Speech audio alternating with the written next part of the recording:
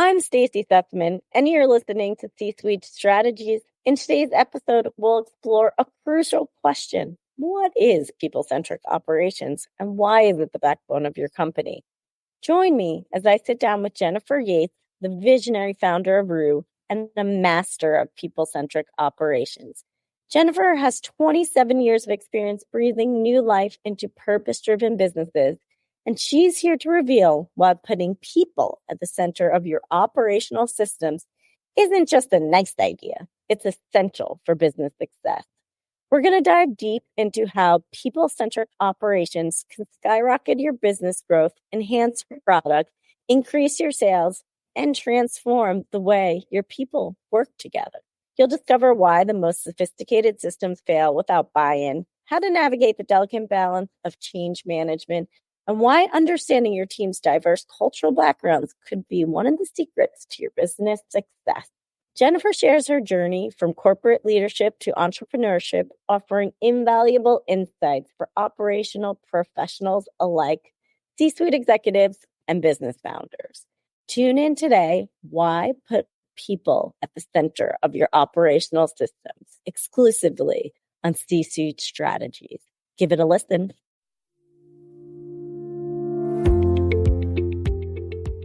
Welcome to C-Suite Strategies, the podcast that takes you inside the minds of top executives across diverse industries. I'm your host, Stacie Sussman, Chief Revenue Officer at RevUp Advisory, and I'm here to uncover the strategies, insights, and hidden wisdom that drive success at the highest levels of business.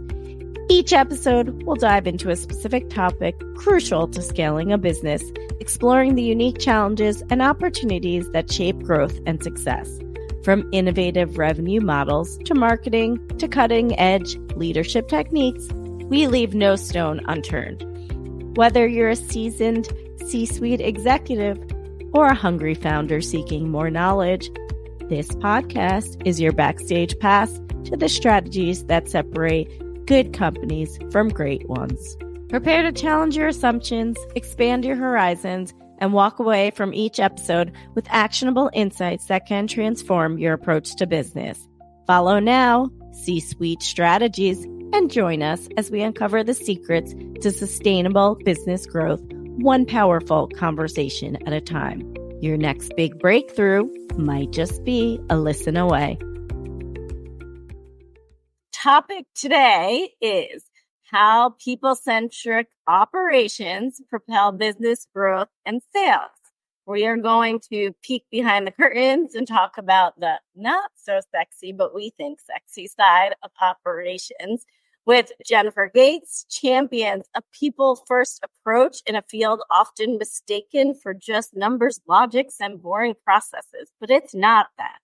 We talk about operations, the two of us together, and I feel like if you look on Jennifer's LinkedIn profile, she has what I would say like a spool of yarn that's kind of balled up, and then this line that she's going to make sense of, well, I'll call it the messy middle that you kind of then make sense for. So we love operations. We think it is the backbone of scalability for all businesses. But talk to me about, and I'm taking this all from her About page on her LinkedIn profile, but talk to me about this human-centric operations. Maybe you want to define it or tell people how does it differ from traditional operations, which you do, but I think you just have a unique spin on it. Yeah. So when I introduce myself to people, I talk about how I am a people-first, human-centric, heart-centric operations person. And what that means is when most people hear the word operations, it sounds very mechanical. You're thinking of gears and maybe even pistons like a machine. Some people go to automation. Some people go to tools. Some people go to systems and processes.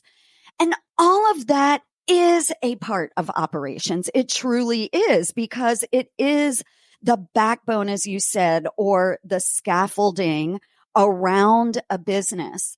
But for me and my history in every job, it was all about relating to the people and understanding people's psychologies, their motivations, their strengths, how they work, what they love to do in their work, and their propensity to use a system or tool. Some people just flat out reject it. So what I do is I start with where the work truly lives, which is with the people, because no system, tool, machine, whatever process is going to be effective unless it's adopted. And adopted tools, systems, whatever, that doesn't happen without acceptance. Well, where does adoption and acceptance live? With people. So I really have to get into the people first and start there. And the truth is, because the work lives with the people, they're going to tell you what's going right, what's going wrong, what they're feeling about it. And that guides everything I do after. The people are my stakeholders, and that is up and down the ladder. Leadership may think that there is one issue going on.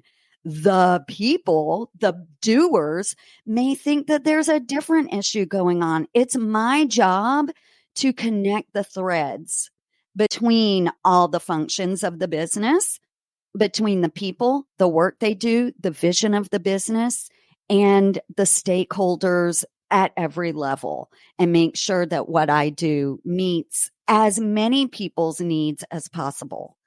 Obviously, you're not going to satisfy everyone, but even those you don't satisfy, you address it to them. Hey, I can't work this thing into my plan, but I'm never going to forget it.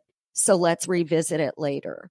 That's how I define operations. And it's so important to make a business, a project, a program, a system, tool, function effective. It really is. And that's why I was such a good product manager in tech or project manager, because I was able to bring people along with me, even the most challenging situations. So that is how I define operations. I love that. I just think our philosophies just like mesh so well together, because if you're not championing the people, which I feel like is like the end user, you can build the simplest or the most complex process. But if there's not adoption and usage, which I'm looking to get metrics at the end of the day, you're not going to have those metrics because no one's using it. Yeah, that's right. You know, we met on LinkedIn. We've talked several times. We bonded on operations the very first time we talked. And I can't tell you how many times on LinkedIn I see posts where people talk about what tool should I use. That's the first place they go. Or worse, I implemented a tool and I set it up and I tried to get it working. I've literally seen this. No one's using it, not even me, the person who set it up. And I'm like, yeah, it's because you need to start with people. The tool isn't your answer. Yeah, here at Rev Up Advisory, we ask a lot of why questions when we start our engagements and we do stakeholder interviews. And it's not to say this tool is going to magically solve your problem, which maybe it could, but it's like, why do you do that? Why do you need to do this? Like, what's the executive vision and why does this matter to the company? And what's the doer doing every day? And why does this matter to their role or their job function? And so when you tie what I call these like why questions to the people, process, and technology, that's when I think you have skyrocketing sales numbers. And at the end of the day, we're talking like efficient operations. I also will add, we use the term at Rev Up Advisory icebergs. And I think you've touched on the idea of this. It's like the client's going to ask you a simple question. I need to know, in my example, like sales forecasting, I need to know my pipeline for the next quarter and if I'm trending towards like our annual number. And that's great. It's theoretically a simple question if you're running a sales team. But what I call these icebergs are the question's simple, and they maybe think there's like 3 different things you have to tweak to get them that number. But I might have to build with my technical ninjas and wizards 17 to 20 things like on the back end to make that possible, along with adoption, awareness, and training. And so I like to call those icebergs. And another thing I think you hit on is what I call the 80-20 rule. So we're never going to solve for everything. It's just sort of impossible. So let's solve for 80% of what the business needs. And then I feel like that 20% is gray. So it's like, oh, this client's grandfathered in, and so their contract's all wonky. Okay, great. Well, we're not going to solve quoting and contracting for this one legacy client that's grandfathered in. We're going to solve for the 80% of clients that follow more of like a standard process. And so I think operations isn't always perfect. It's going to get you to a much better place. It's going to scale your business, and it's going to take some time to ask what I call these why questions to get it right. Because at the end of the day, we're trying to make your job better and easier and the company more money. That's right. And along with why, which is really important, and I'm not disregarding that, I'm adding to it. Yeah, there is the how. How are you doing this? And the who and the what, like who is doing it and what are they doing? And do those who strengths and skills align to the what? I cannot tell you how many times, and you're laughing because it's true, a stakeholder or a leader is frustrated because someone on their team isn't quite performing at the expected level.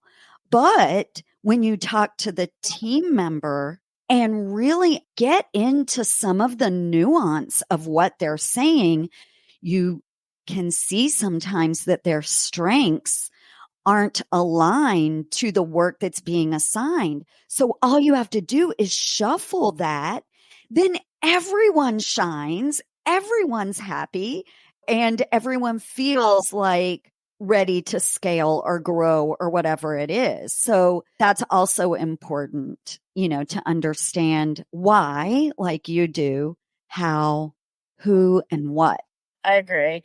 And I feel like this is a different take on operations. So, and we've probably sort of answered it, but just to give your sort of stake in the ground, why is it so important to focus on, for your opinion, like the people over the processes? Because what does that do for the business? What's your kind of take on why this should happen versus let's just focus on the tech? And you have like a technical background, so there's so much the tech can do. But what happens when you bring that human element into it? Well, the first thing is, just coming in with fresh eyes to a situation. You don't know the environmental or cultural constraints. And if you just, kind of bulldoze some tech onto a team, you do not know their propensity to use it, just like we've been talking about. But beyond that, like I've worked in teams where they come from either a different cultural background or an industry cultural background that I wasn't familiar with. You don't know whether the tech actually matches the work they're doing, plus the culture of that industry. And so starting first with the process, it's kind of like an architect starting with the roof instead of the foundation. Everything falls apart, truly. So there was a time in corporate when we were building an entirely new software platform, and my team, the entire team, except for 2 people, were in India. So I had 13 people on the team, 12-ish were in India, plus me and 1 other person based in the United States, and 1.5 because there was another person. The team in India, there were cultural implications to working with them that I had to learn. There was kind of an embedded hierarchy on the team that I had to understand. They did not understand the analytics piece that I was asking them to build into software. So that was a huge, like, I couldn't just come in and bulldoze, like, okay, here we are. We're going to use a tool, Jira, and everything's going to be shoved down your throat through Jira. I had to really work hard to do some change management, which is a huge part of operations, because operations is usually going to change something in the way the organization works. So I had to understand their motivations, their strengths, how the team was functioning in and of itself when I was asleep, and really understand what I could do with them to deliver on this project. I mean, that's very high level, but I had to practice every form of change management with them. It was probably the biggest mountain I crossed in my professional career. And it is also the most satisfying. And that team, they are on my LinkedIn to this day. I was, invited to India to go to weddings and everything, because we ended up blending and working so well together. But it's because I understood them. They felt seen. They felt heard. They felt recognized in their expertise. They knew I wasn't coming in to just take over and shove something down their throat. And that example is the way operations, in my mind, really should work with every single organization or a part of an organization. I love that. I'd say when we come in, and I'm sure you feel the same way, I feel like base level, besides, you're coming in for change management, you're bringing in leadership, and you're probably changing some philosophies and some systems. But I feel like you need to build trust base level within a couple of weeks to like the first 30 days, in my mind, of an engagement, because I think when you build that foundational trust, you're going to actually unlock. Like, I find that when we go into clients, we hear and are told things that senior management will never hear or be told. And then we can deliver it to them in a way that's like, hey, here's the problem, but here's 3 solutions of how we're going to solve for this problem. And is this problem even priority in your sort of executive roadmap? And so I think that's a great example of how you can lead a team in a different continent, in a different time zone, build this rapport. And I assume, at the end of the day, we're able to deliver this huge, massive technical project. We were able to deliver. And so you talked about the trust factor, and that is huge. And you can get that trust going by sharing knowledge, by sharing information like, here is the vision for the project, by sharing and celebrating the team's expertise, because then they know you're not hoarding power, you're not hoarding strength, you're not hoarding knowledge. You are truly letting the team shine in their expertise, that is my role, is to elevate others to shine in their strength and their expertise. So like in that situation, if I had a demonstration to give to a client and the time worked out, I would invite the team onto that demonstration and I would introduce them. These are the experts that are building your solution. And those little gestures go a long way. I wasn't going to keep information to myself like, the analytics piece. Like, I would train them. These are the terms we're using. This is what it means. Let me sit with you and walk with you. You do need that trust factor to be effective at change, at operations, at whatever process or program you're rolling out. And that is the first thing. That's the first thing I do. I talk to every single person in depth as much as I can, because I want to learn from them, but I also want them to experience from me that I am not here in any other way or from any other motivation than helping them be successful and grow in their own position with the company. Yes, I want to give you like a virtual hug because I feel like we have the same philosophy. I mean, we're saying at the end of the day, we want the company to succeed and get more sales and revenue, but we're talking about the same common thread. Like, let us understand the intricacies of the business. And from there, we'll help you succeed. But we need to build that trust. We need to have a lot of dialogue. I do think the better fractional folks are giving a lot of education. And it sounds like you do this too. Like, we do a lot of education. We do a lot of transparent sharing of our documents and our frameworks, because we end up ripping out a lot of work where people sort of held it close to the vest. The client trusted them at the end of the day to go do it. But now they're at a point where things are broken, people are unhappy, they can't answer questions, they don't have a glossary of definitions, and we're trying to make sense of it all. And the internal stakeholders are just like, I don't know, we just trusted that it made it happen. So I'm sure you've seen that also. I have. And I'm going to add one other thing I just thought of too that I tend to do a lot is I lean on team members to lead certain exercises or ceremonies or functions or whatever that's based on their, not only their strength, but what I see as their potential. Like you're reading people and you see the nuance in them. So it's like, I think they would be a really good SME for this tool, or they would be a really good leader for this practice or this program or whatever it is. And I tap them and say, hey, why don't you join me and let me teach you how to manage and lead this thing? Because then they grow and they're like, whoa, you know what I mean? Like I get to lead. So like back to that team in India, we round the room, like each person got a chance to lead a certain function or, part of the project. Maybe this one led all of the report generation. That one led something else.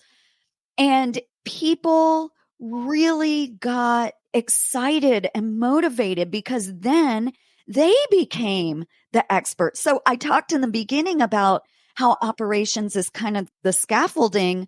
One of my favorite things about what I do is we can peel away walls of scaffolding, and then the humans and the teams, they stand up on their own. So I'm not only sharing knowledge of, maybe tactical knowledge, but I'm also sharing kind of a mindset and a little bit of mentorship and professional development. So then people become their own leader. I love that too, because it makes room, like I make room for someone to come in and take my spot. Yay. I want to work myself out of a job. And then that person moving into my spot or some other leadership role actually leaves space for someone to take over their role. So everyone's growing into their potential, which is another function of operations in my mind.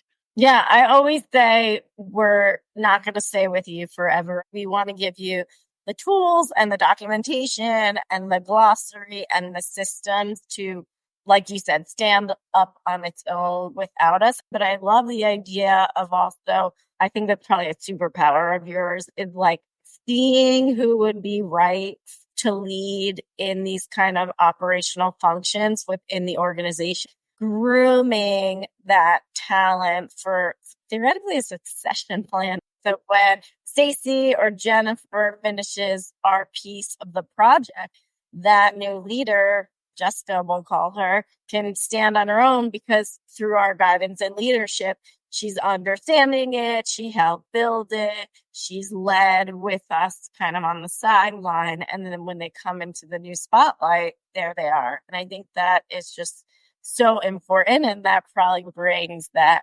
people-centric operations to a head. It really is. And, businesses truly benefit from all of these practices because not only are their people growing, but their tie to the work they're doing grows and becomes more connected. And when that becomes more connected, the business grows and profits, and there's less churn of employees because they're growing into a different role, a different function, a different way of working with the business. That benefits everyone, including top line revenue. Exactly. And now, a word from our sponsor, RevUp Advisory. At RevUp Advisory, we're passionate about transforming businesses. Most B2B companies struggle with scaling, but with us, you're guaranteed to maximize your marketing and sales growth because it's literally all we do every day. We know you've already accomplished some amazing things, but we also know what got you here won't get you to where you want to go. When the messy middle of scaling feels overwhelming, we dive in, we clean it up, and we create true business transformation. Our job is to handle the nitty-gritty details that get you there, allowing you to focus on the bigger picture. Led by Stacie Sussman, with over 25 years of expertise in sales, marketing, and operations, our team of business strategists and technical wizards are ready to carve the right growth path forward for your company. Ready to rev up your business? Contact Stacie Sussman at RevUp Advisory today. And it's so important, and I don't know if every company really thinks about that. I think the better companies do, but the fact that you want to have longevity with the company, you want everyone to understand the executive vision, you want the systems to function efficiently. Like, there's so many facets to growing the business. And we know, and it's that yarn image, it's all interwoven and intertwined. And to me, it's like the strategy piece with the vision that ladders into the tactical, which I think we're talking is more like operations. How can the system work for Stacie and how can the system work for Jennifer? But it's the same container, but we're different people. Absolutely. Absolutely. It is threading together. I'm going to use that tangled knot that we detangle and smooth out. But what we're also doing is we're sewing the pieces together of people, their work, the vision of the business, and the foundation of all of that is a connection. Yeah. And I feel like this is almost like a newer wave of thinking about operations. And we're at the cutting edge of this because we see it all the time in our fractional consulting businesses. But for those in corporate jobs that you like here and in scale up and startup jobs that are here listening, like, you can have it up in both levels, in both ways, and different various sizes of ARR of the business and maturity of a business. It will look differently through different milestones and inflection points of your business, but this philosophy and the patterns sort of carry through. And I know we are kind of on our soapboxes talking about this all the time, but it's just so important for business leaders, founders, C-suites to understand that this is the new wave of doing business. This is the new wave of thinking about operations. And this is what will get you to that accelerated growth. Absolutely. And I know we're kind of nearing our time, but there is one thing I want to say that you touched on, and I want to emphasize that. Operations is iterative. It is never a one and done deal. Yeah. It is just like a software product where you build it and then you optimize it and make it better. Or sometimes you scratch a feature and rebuild it into something else. So it's iterative, it's evolutionary, and constantly, growing and changing to fit the needs of the business and the needs of the people. Yeah, it's so important. And I always say it's iterative. So I always say, like, let's get us to an MVP, and I'm speaking your operations terms, or like a V1, and there might be V100s, but let's get us to a place where we really have a set of kind of requirements and the why and the who and the what and the how. And let's solve for what I say that 80% and get us there. And then, yeah, we may have to scrap a feature, or we may get to the MVP and be like, okay, we're sprinting to V1 now because the business just grew by $5 million. And now we have to bring in more people, and that requires more systems and more processes. And that's okay, but you've got to start somewhere. And I find the companies that have soared so quickly without really thinking of this foundational house, concrete, scaffolding, building blocks, they get lost somewhere in the way of those revenue inflection points. And that's when their growth stalls. And that's where they come to us and they come to Rev Up Advisory. But if they thought about it as they were scaling, it's just a better way to do it. I know it's not always possible for businesses, but it is an iteration. It really is. Yeah. All right. So we're almost out of time. I'm going to give two last questions. How do you see the role of operations evolving in the next 2 years or 12 months? I feel like people always love to look 5 and 10 years down the road, but that feels so far, especially in ever-changing startup and scale-up companies. So I think this people-centric op is a new way of thinking. I think it needs to get to the masses a bit more still. But how do you think operations evolves more in the short term? So, to mention LinkedIn again, I get so many comments on my the tagline or whatever that's underneath my name and my about. And people comment on that saying, oh my gosh, this resonates with me. I don't hear operations talked about this way. So for the future, I'm Gen X. My generation is getting older. The younger generations are a lot more people focused than my generation was coming up. So I do see the human first piece of operations becoming a bigger, more important piece of a business's function.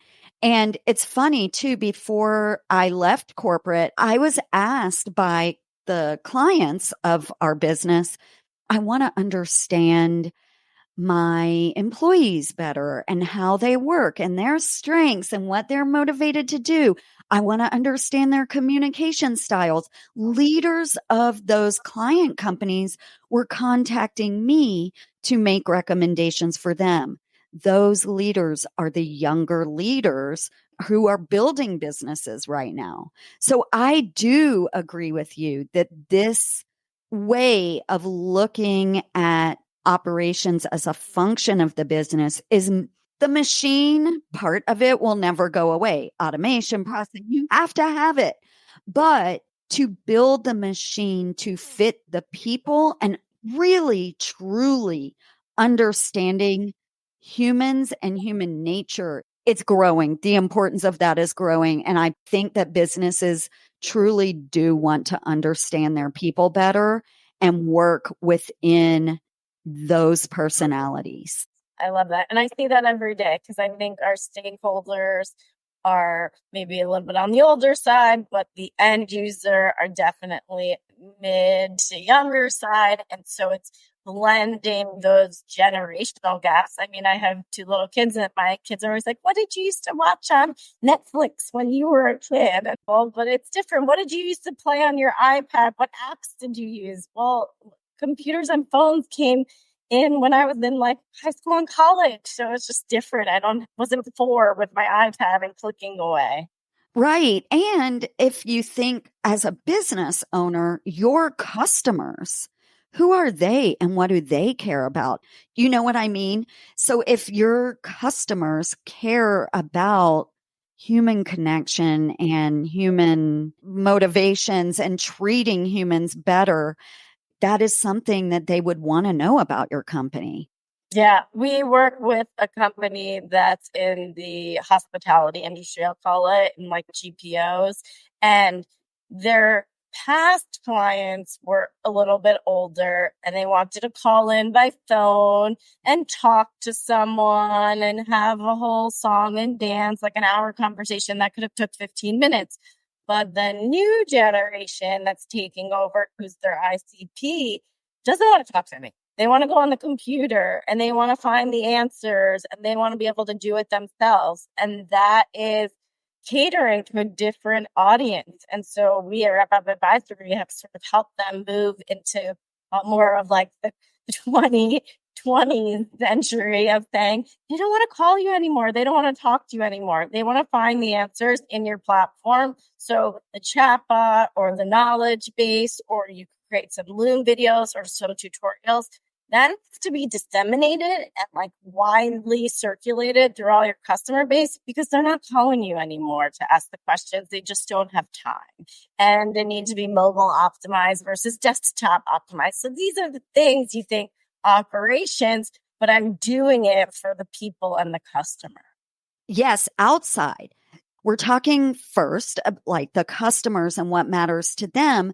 But then when you look inside your own company, you want a diverse workforce, all different ages, because at my age group, the Gen X, we have experience and history, kind of a professional maturity that many people entering the workforce, they just don't have, not, because they just don't have the years of being in professional life.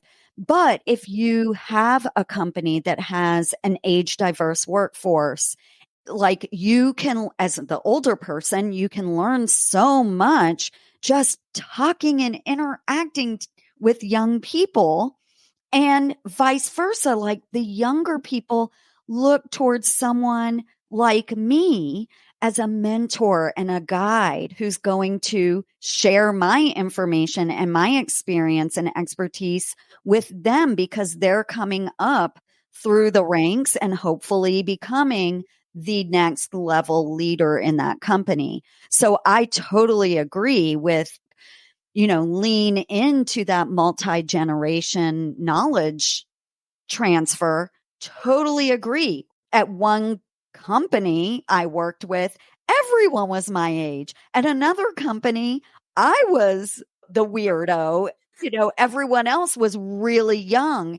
And I loved it because I was able to see the world through their eyes, which didn't happen in, one company as much as the newer company. Yeah, I feel like I'm kind of, I don't even know what they consider me at this point, but I'm like the bridge between the old generation. I had my first job at Condé Nast and I had to sit at my desk. I could not leave until my boss walked out the door, whether that was 5 o'clock, 6 o'clock, 8 o'clock, 9 o'clock. I was in New York City, so dependent. Like I would never leave before my boss walked out the door. Right. But then with the newer generation, that's like 3 o'clock, my work's done. I'm going to a spinner yoga class. Like you had a deadline for me. I got it to you. And even if I'm still there working, they're like, bye, see you. Send me a message when you have some feedback. And so I feel that I'm in a really unique position where I sort of bridge those two generations, or whatever you want to call us. And I find it fascinating because you can learn from each side. So I wanted to wrap this up because we're basically out of time. I want people to know where they can find you, Jennifer, how they can get in touch with you, and anything else that you would love to share with our audience. Sure. So one of my favorite places is LinkedIn. My profile is Jennifer A. Yates. So that's 2 N's, 1 R, Jennifer A. Yates on LinkedIn. Also, if you want to hear more about how I think, you can subscribe to my Substack, which is called The Gravy. And I don't publish that often. It's more of my deep thoughts. So I do get in there and talk about change management and delegation and just different things I'm going through in my business. I talk about MVPs and desire paths. It's like a deeper dive. So thegravy.substack.com. And then my website is workwithrue.com. And that's work with ROUX.com. Those are my 3 main places. Amazing, Jennifer. A pleasure to have you. I love that we've connected through LinkedIn. Every conversation that I have with you, I learned something new about you and something new about business and operations. So I appreciate you taking the time out of your day. Thank you for having me. I feel like the queen of people-centered operations, and you're the queen of RevOps. And I so appreciate same. I always learn something new about you and the way you think, and it helps me. So thank you for having me. As we wrap up this episode of C-Suite Strategies, I want to express my sincere gratitude to you, our listeners, for tuning in and engaging with our podcast. Your commitment to business growth and operational excellence is what drives this podcast forward. A special thank you to our guests today for sharing their valuable business insights and experience. Your wisdom is a gift to our audience, and we're honored to have had you on our show today. If you enjoyed this episode, we'd be thrilled if you follow and subscribe to the podcast. Your help supports us to reach more ambitious business leaders just like you. And if you didn't enjoy it, well, I guess I'll see you never. This is your host, Stacie Sussman, Chief Revenue Officer at RevUp Advisory, signing off.